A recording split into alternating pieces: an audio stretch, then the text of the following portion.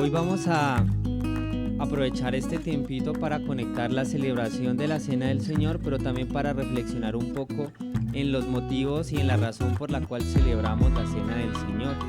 A esta reflexión le he llamado el amor de nuestro Padre. Bueno, y como les digo, la idea es poder ser muy conscientes de lo que vamos a hacer ahora.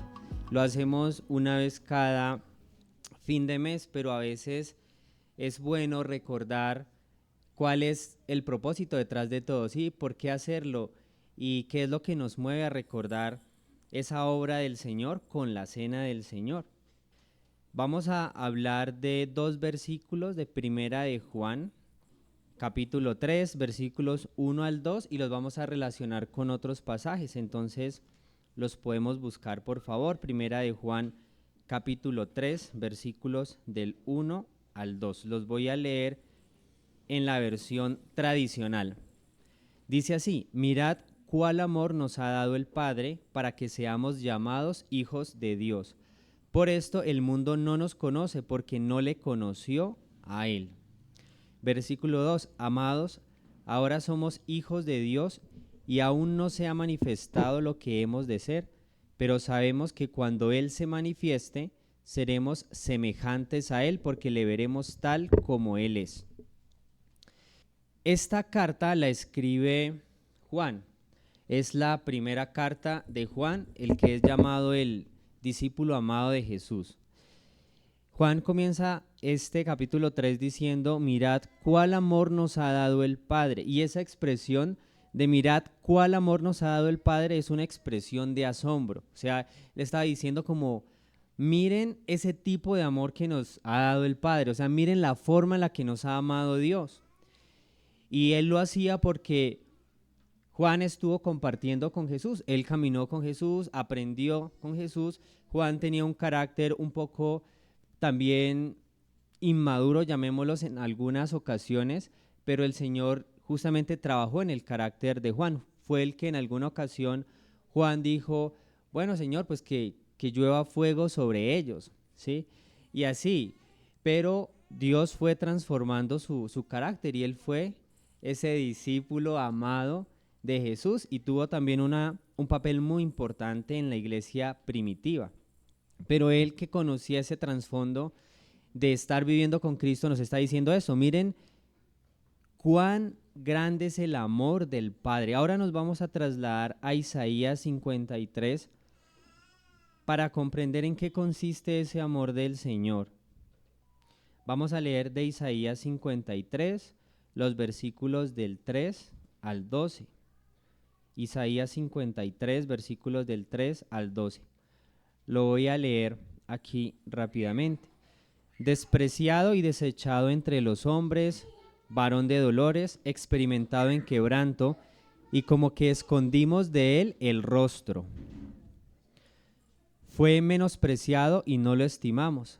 Ciertamente llevó él nuestras enfermedades y sufrió nuestros dolores, y nosotros le tuvimos por azotado, por herido de Dios y abatido. Mas él fue herido por nuestras rebeliones, fue molido por nuestros pecados. El castigo de nuestra paz fue sobre él, y por su llaga fuimos nosotros curados. Todos nosotros nos descarriamos como ovejas, cada cual se apartó por su camino, mas Jehová cargó en él el pecado de todos nosotros. Angustiado él y afligido, no abrió su boca, como cordero fue llevado al matadero, y como oveja delante de sus trasquiladores enmudeció y no abrió su boca. Por cárcel y por juicio fue quitado, y su generación, ¿quién la contará? Porque fue cortado de la tierra de los vivientes, y por la rebelión de mi pueblo fue herido. Y se dispuso con los impíos su sepultura, mas con los ricos fue en su muerte, aunque nunca hizo maldad, ni hubo engaño en su boca. Con todo eso Jehová quiso quebrantarlo, sujetándole a padecimiento. Cuando haya puesto su vida en expiación por el pecado, verá linaje, vivirá por largos días, y la voluntad de Jehová será en su mano prosperada. Verá el fruto de la aflicción de su alma y quedará satisfecho. Por su conocimiento justificará mi siervo justo a muchos, y llevará las iniquidades de ellos. Por tanto, yo le daré parte con los grandes, y con los fuertes repartirá despojos, por cuanto derramó su vida hasta la muerte y fue contado con los pecadores, habiendo él llevado el pecado de muchos y orado por los transgresores. Esto nos ayuda a dimensionar ese amor del cual Juan estaba hablando y del cual estaba sorprendido. Dios, y nos lo muestra acá, se humilló hasta lo sumo. Ese Jesús que existía eternamente con Dios, tomó la decisión por determinación del Padre de encarnarse, de venir a la tierra, y ahí vemos la primera humillación de Él. Él se hizo igual que su creación, se rebajó hasta nuestro nivel, con lo que implica ser humano, es decir, todas las limitaciones que como ser humano nosotros tenemos, y despojarse así momentáneamente de toda esa gloria para venir aquí. ¿A qué? A ser despreciado, a ser desechado, a ser menospreciado, a ser herido, a ser humillado, a ser maltratado. Vino aquí explícitamente ¿a qué? A cargar con el peso de nuestros pecados. Vino para que nosotros no fuéramos molidos como Él, ni fuéramos castigados con esa ira de Dios, sino para que pudiéramos tener ese perdón y vida eterna. Entonces miren que acá podemos ver ese amor de Dios que primero que todo decidió humillarse a sí mismo. Juan también lo dice de la siguiente manera en Juan 1 del 9 al 11. Dice, aquella luz verdadera que alumbra a todo hombre venía a este mundo. En el mundo estaba y el mundo por él fue hecho, pero el mundo no le conoció. A lo suyo vino y los suyos no le recibieron. O sea, qué tristeza. Aquí Juan está hablando de ese verbo que es Jesús, que vino a la tierra como la luz del mundo, y dice que en el mundo estaba ese Jesús, esa luz, y el mundo por él fue hecho. Pero a pesar de todo, el mundo no le conoció. Y a lo suyo vino, pero los suyos no lo recibieron. Ese Jesús que con humildad vino a rescatar, se enfrentó con ese desprecio, pero además también se enfrentó con esa ira de Dios que tenía que ser satisfecha para que hubiera perdón. El versículo 6 de Isaías 53 que leímos nos muestra la razón detrás de todo. Dice, todos nosotros nos descarriamos como ovejas, cada cual se apartó por su camino. Nosotros teníamos antes de conocer al Señor un corazón engañoso, un corazón perverso, un corazón alejado de Dios, un corazón mentiroso, un corazón fornicario, un corazón idólatra, orgulloso, un corazón que no perdonaba con facilidad a otros, un corazón egocentrista.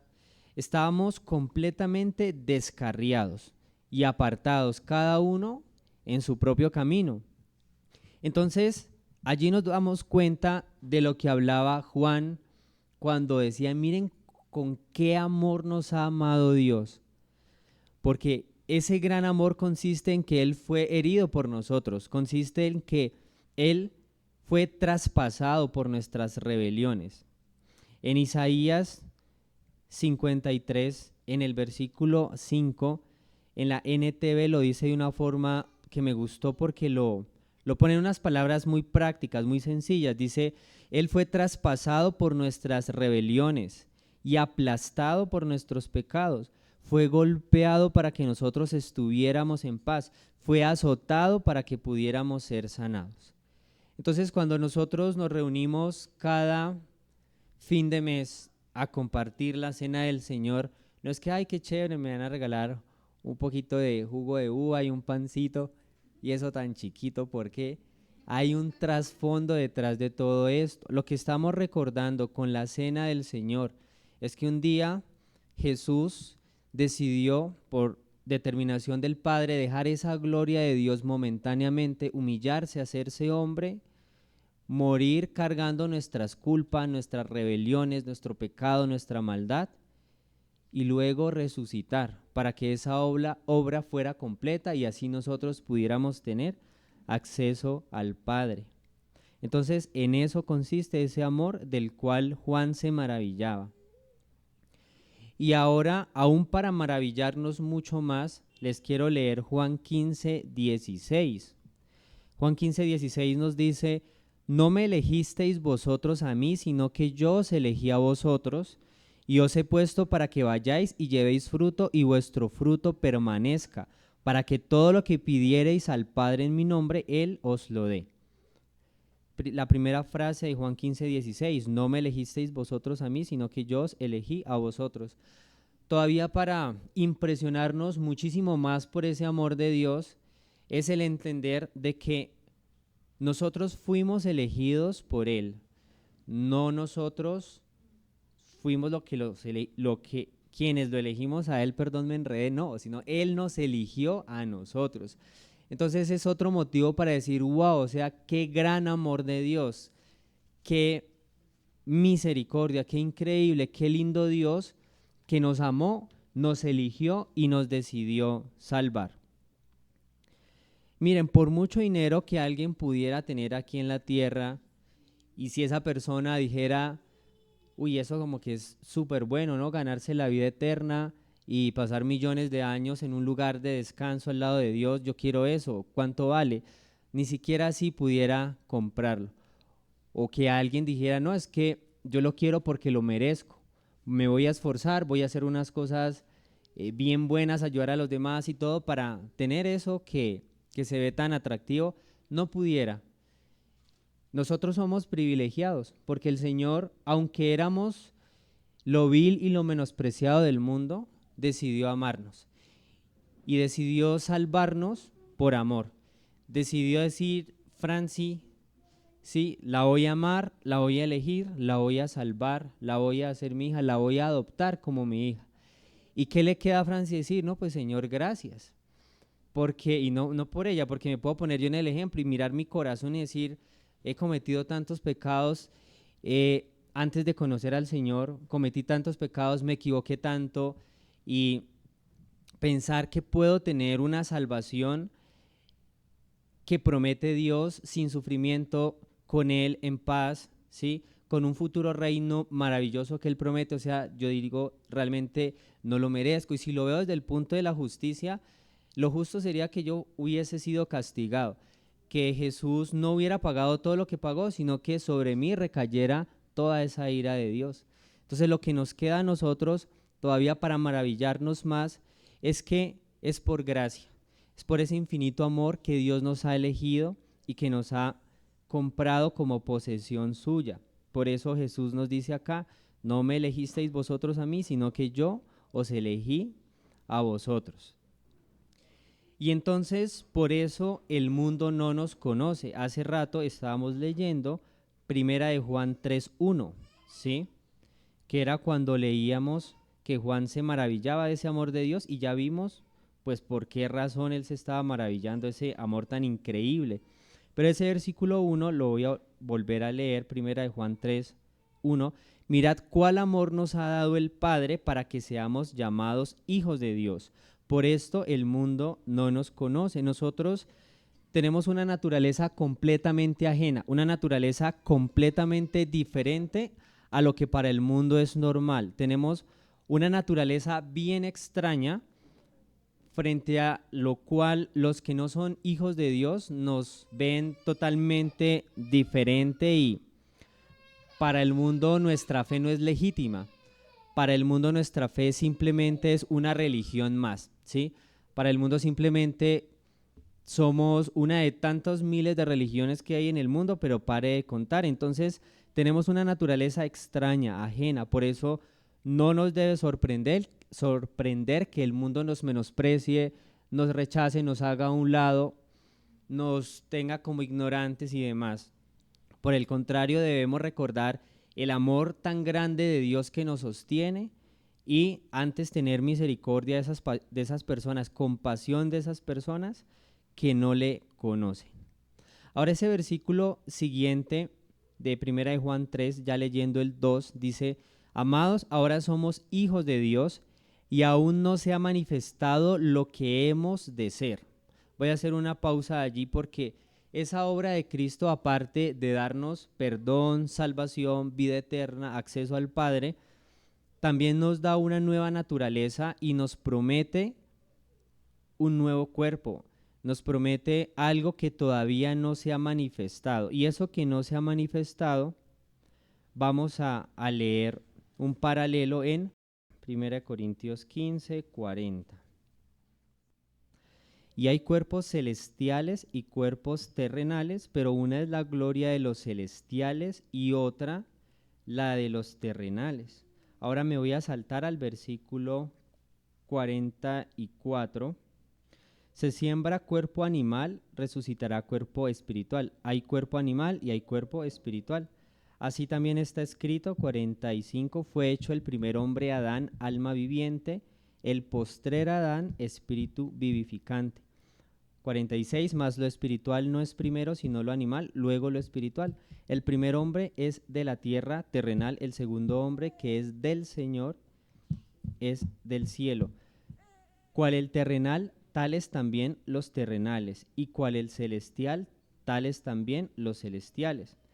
Y así como hemos traído la imagen del terrenal, traeremos también la imagen del celestial.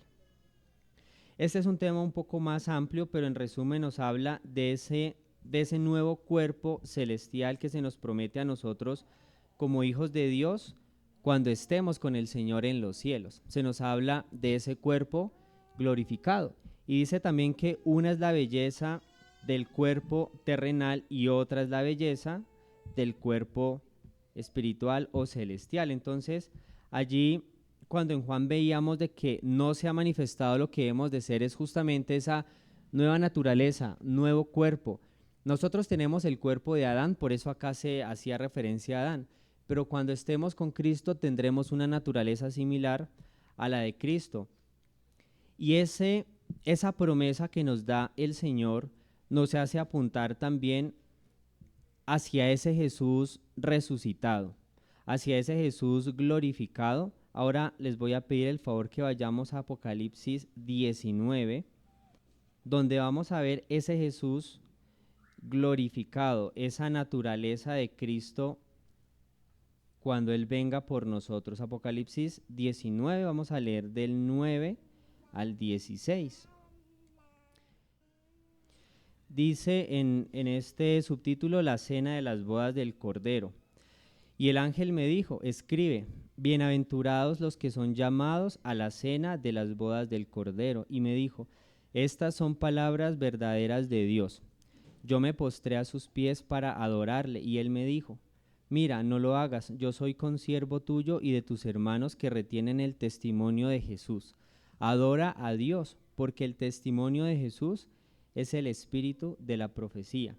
Versículo 11, entonces vi el cielo abierto y he aquí un caballo blanco y el que lo montaba se llamaba Fiel y Verdadero y con justicia juzga y pelea. Sus ojos eran como llama de fuego y había en su cabeza muchas diademas y tenía un nombre escrito que ninguno conocía sino él mismo. Estaba vestido de una ropa teñida en sangre y su nombre es el Verbo de Dios.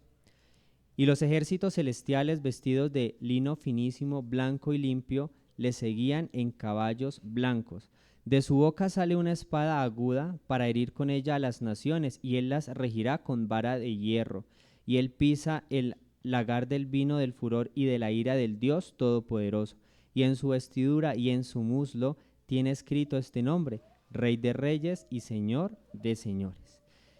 Ese cuerpo del que hablaba Corintios tiene una naturaleza espiritual, así como este Cristo de Apocalipsis 19, de ese futuro que vendrá para los hijos de Dios. Ese Jesús aquí tiene una naturaleza también espiritual bastante impresionante, ¿cierto? Y un cuerpo físico que lo describe acá.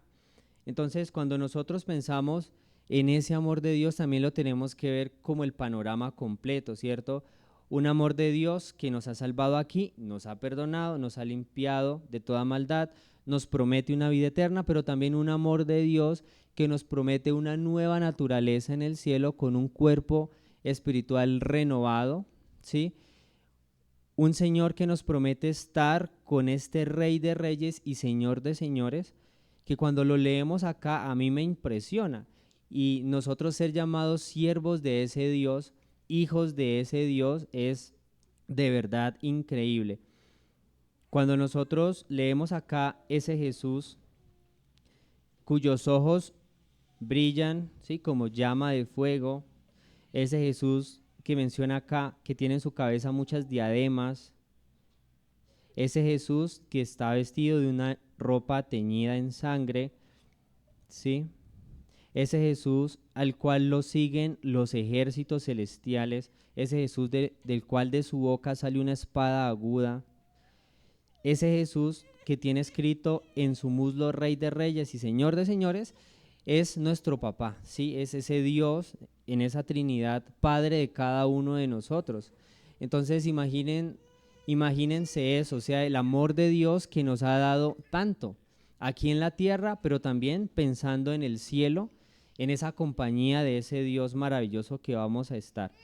Entonces, cada vez que nosotros celebremos la cena del Señor, les animo a que recordemos todo esto, todo lo que Dios ya pagó por nosotros, todo lo que nos da aquí en la tierra físicamente hablando, pero también pensemos en lo que viene para nosotros en el reino de los cielos. Pensemos en ese reino sin tristeza, sin sufrimiento, sin maldad, sin pecado, y en ese reino en donde este Señor Rey de Reyes que está aquí hablando nos va a llenar el corazón de su presencia y en donde Él va a ser la luz de esa ciudad, porque recuerden que en esa nueva Jerusalén no habrá sol, sino que el mismo Señor que va a estar allí, Él va a estar iluminando la ciudad. Entonces esta Santa Cena que vamos a celebrar ahora, de alguna manera también se asemeja a esas cenas a esa cena del Cordero que va a suceder cuando Él venga por su iglesia. Y qué espectacular también que cuando cenemos, compartamos la cena del Señor, pensemos que va a venir un momento donde se van a dar esas cenas del Cordero y que ya no va a ser una copita chiquita y un pancito, sino que ya va a ser una cena con una mesa. Imagínense el Señor con todo su poder y su esplendor. ¿Cómo será? Si aquí terrenalmente hablando, cuando uno ve las bodas de los famosos son unas cosas impresionantes, ¿no? Imagínense el banquete que vamos a compartir con el Señor cuando estemos con Él. Entonces, con eso en mente, los invito a que cerremos nuestros ojos y vamos a presentarnos delante del Señor para celebrar la cena del Señor.